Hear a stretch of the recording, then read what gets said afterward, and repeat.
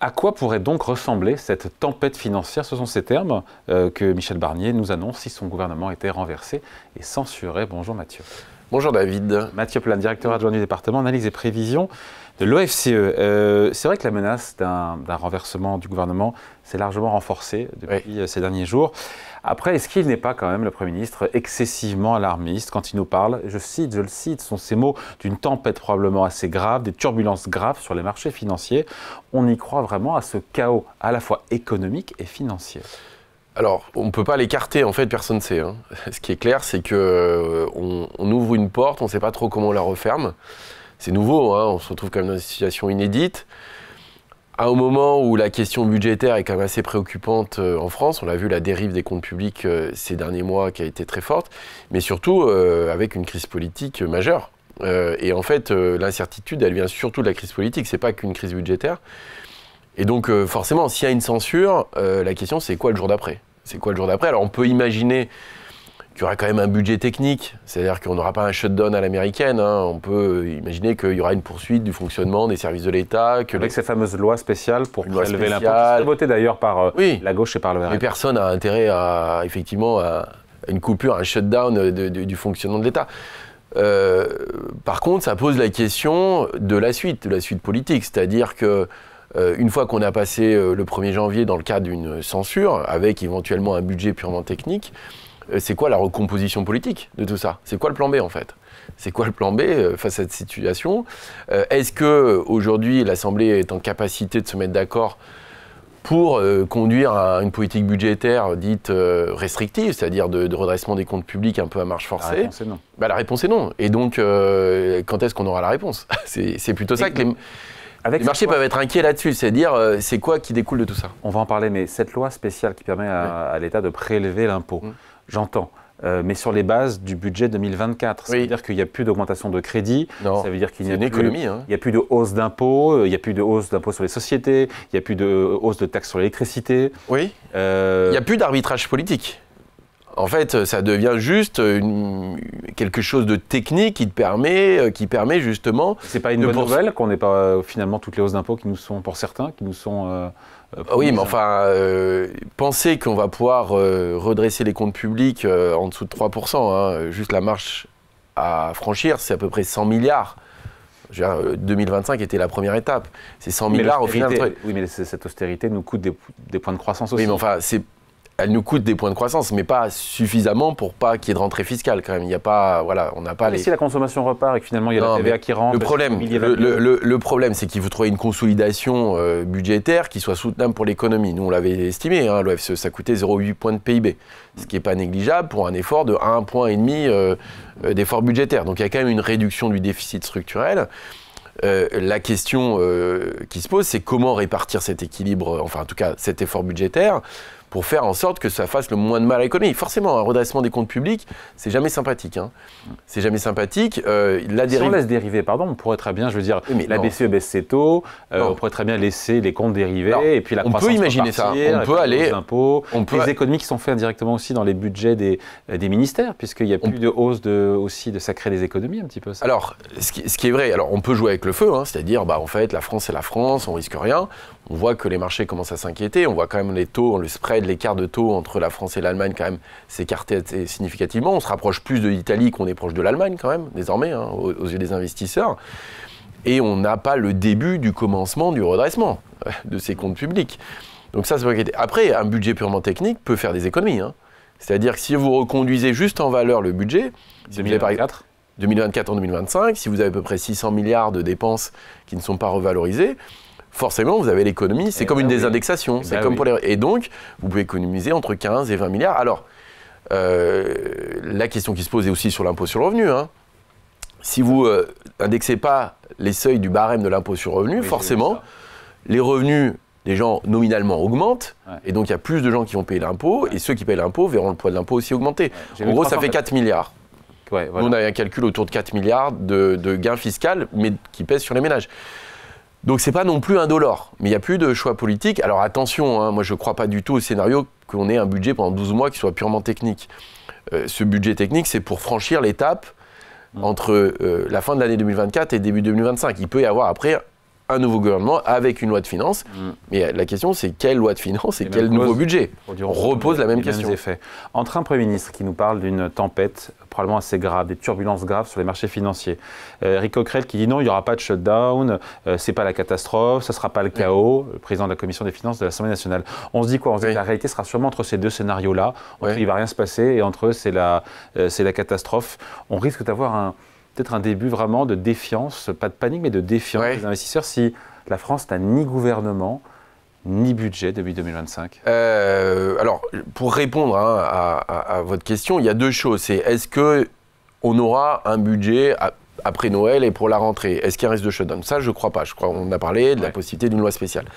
Par contre, que ça crée de l'incertitude et de l'inquiétude et que du coup, ça augmente la prime de risque, ce qu'on a déjà vu, j'allais dire, c'est difficilement écartable, ça. Difficilement écartable, on l'a vu depuis la dissolution, on avait à peu près un demi-point, donc 50 points de base d'écart entre la France et l'Allemagne. Aujourd'hui, on est à 80.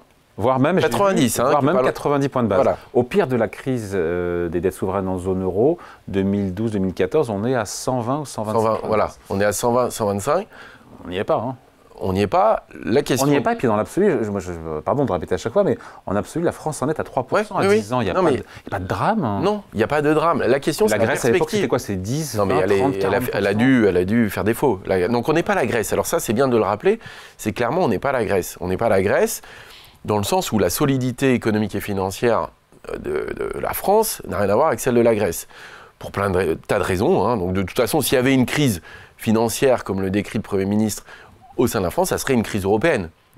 Si la France se trouvait en incapacité de rembourser sa dette, le risque, ce serait que l'euro mette la clé sous la porte. Ça ne serait pas qu'un problème français. On n'en est pas là. Par contre, que lentement, on dérive vers quelque chose qui ressemble plus à l'Italie, c'est possible. C'est-à-dire qu'aujourd'hui, ce qui s'est passé en 2008-2009, c'est une crise financière très forte qui a affecté l'ensemble de l'Europe, en particulier les pays d'Europe du Sud. La France était dans une situation relativement intermédiaire entre le Sud et le Nord. Là, désormais, la crise budgétaire qu'on connaît, et crise politique, alors elle n'est pas que française, mais la crise budgétaire, elle est quand même très française. Je rappelle juste, en 2024, le déficit public de la France sera à plus de 6% du PIB. La zone euro, c'est 3. C'est 3. Et qu'est-ce qui se passe en 2025 ? C'est-à-dire qu'on s'écarte encore plus. Donc au bout d'un moment, les investisseurs vont dire, bon, politiquement, la stabilité fait qu'on ne voit pas trop les perspectives de redressement des comptes publics.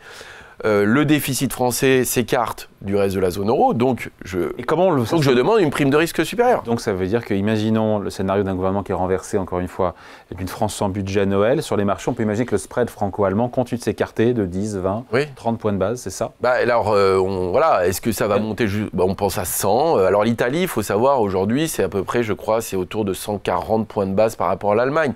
Donc il nous manque encore 50 points de base, entre 40 et 50 pour atteindre l'Italie. Bon, voilà, on n'est pas encore... Non, mais vous savez que le coût budgétaire, il est élevé. C'est-à-dire, juste rappelons ça, hein, toute chose égale par ailleurs, hein, parce que vous l'avez bien dit, c'est-à-dire que le taux aujourd'hui français, lui, augmente pas vraiment. En fait, ce qui s'écarte, c'est par rapport à l'Allemagne. Qu'est-ce qui est le plus important, de voir l'écart qu'on a pour prêter à la maison France par rapport à la maison Allemagne, ou est-ce que se dire dans l'absolu à combien s'en est l'État français, 3%? Oui, si effectivement vous restez à 3% et que ça baisse en Allemagne, c'est pas une catastrophe budgétaire. Mais il y a un manque à gagner. C'est-à-dire qu'en temps normal, vous auriez eu une baisse des taux.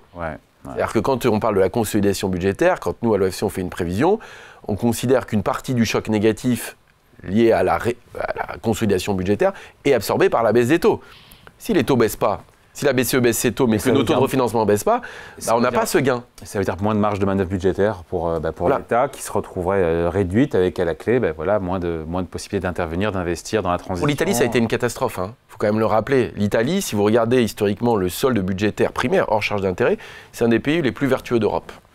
Or, ils se sont retrouvés avant le paiement d'intérêt de la dette, il y a un excédent budgétaire en Italie. Qui est quasiment comme l'Allemagne, en fait. Si vous regardez sur les 20 ou 30 dernières années, l'Italie n'est pas du tout un mauvais élève budgétaire. Par contre, ils ont eu un coup de leur dette. C'est combien en point de PIB leur dette la charge d'intérêt.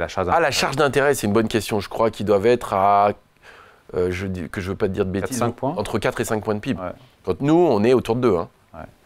Donc vous imaginez ce que ça veut dire, l'écart. C'est vrai qu'il n'y a plus de marge de manœuvre publique pour investir dans autre chose que de rembourser. Alors je vais vous donner juste un chiffre rapide, une projection d'ailleurs du Trésor, un point de taux d'intérêt qui se maintient dans le temps, supplémentaire, sur l'ensemble du refinancement de la dette française. C'est un peu plus de 3 milliards de coûts budgétaires la première année. Au bout de 10 ans, c'est plus de 30 milliards.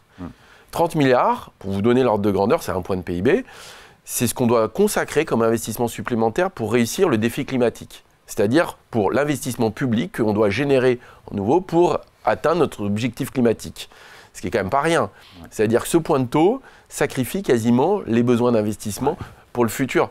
Alors, je ne parle pas de la défense, je ne parle pas de la sécurité, je ne parle pas du numérique, je ne parle pas de la réindustrialisation.